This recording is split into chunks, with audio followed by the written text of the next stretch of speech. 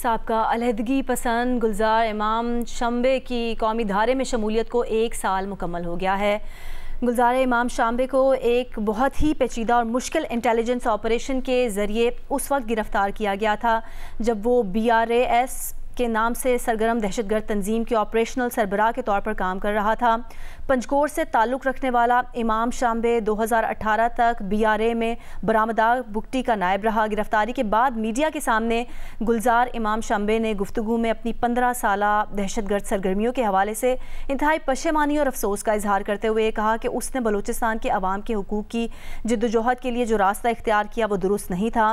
गुलजार इमाम शांबे पूरे सूबे और ख़ास तौर पर जनूबी बलूचिस्तान में अस्करियत पसंदों की सरगर्मियों में अहम किरदार अदा करता रहा। गिरफ्तारी के बाद गुलजार इमाम शांबे ने गुफ्तगू में अपनी 15 साला दहशतगर्द सरगर्मियों के हवाले से इंतहाई पशेमानी और अफसोस का इजहार किया था।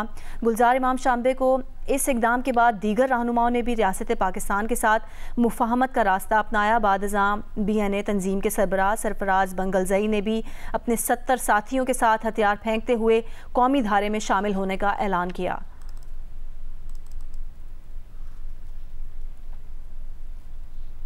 इसी मामले पर मजीद बात करेंगे। सीनियर तज्ज़ियाकार हारिस नवाज साहब हमारे साथ टेलीफोन लाइन पर मौजूद है। हारिस साहब, शांबे की कौमी धारे में शमूलियत पाकिस्तान में अस्करियत पसंदों के खिलाफ कोशिशों में कितनी अहम है?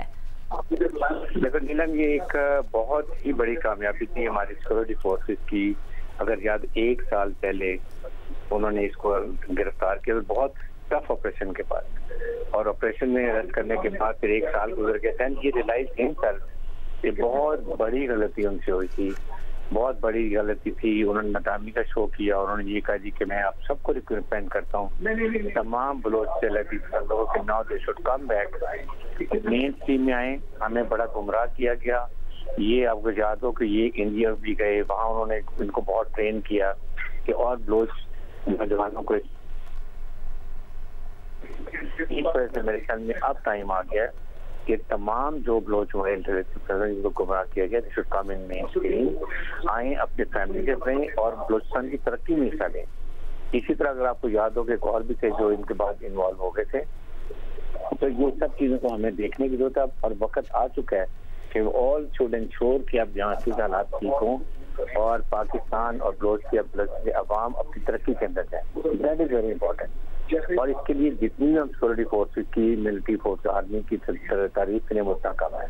That is what we have to remember कि आज के बाद सबको तहैया करना चाहिए बलोच नौजवानों को कि वो सब मिलके पाकिस्तान की तरक्की के लिए और बलोचिस्तान की तरक्की के लिए काम करें।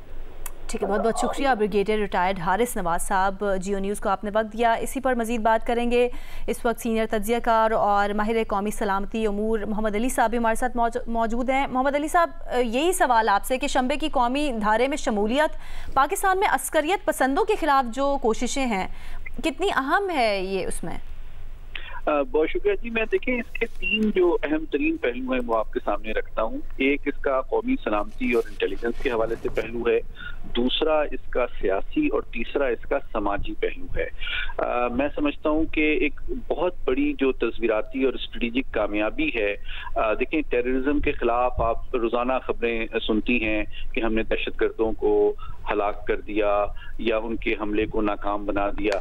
टैक्टिकल लेवल पे ये अहम कामयाबियां होती हैं, लेकिन स्ट्रेटेजिक लेवल पे ये एक बहुत बड़ी इंटेलिजेंस की कामयाबी है कि अगर आप एक बड़े दहशतगर्द तंजीम के रहनुमा और बानी की सोच तब्दील कर दें और उसको आप सियासी धारे में शामिल होने पर कायल कर लें, तो आपने उस सोच को जब तब्दील कर दिया तो उसका इंतजामी ढांचा और वो तमाम तर चीजें जो हैं उसको आपने सिफारती जरिए से, नफसियाती जरिए से नाकाम बना दिया दुश्मन के एजेंडे को।